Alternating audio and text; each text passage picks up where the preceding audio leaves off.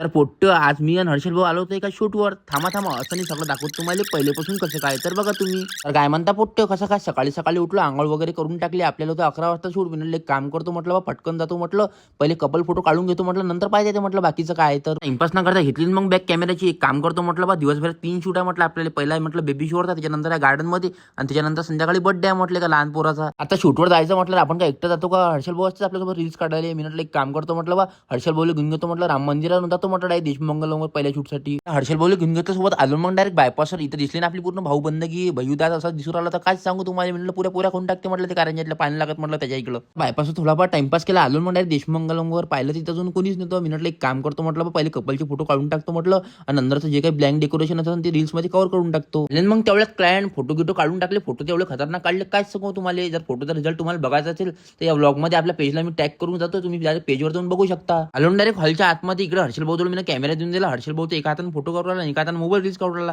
मी तुला पालागती का म्हटलं, भाई तू पहिलेच तर अल्ट्रा प्रो मॅक्स आहे म्हटलं. तर तिकडे शूट वगैरे कंप्लीट झाला होता. इकडे हर्षल भाऊ अलग चालू होतं. मी चालले म्हटलं, भाई तू फुकच फुकू म्हटलं. ठीक आहे पोट्ट, आजचा व्लॉग मध्ये कंप्लीट करतो. चला भेटू उद्या व्लॉग मध्ये. सध्यासाठी बाय बाय. शेवटी आपल्याला फॉलो करा.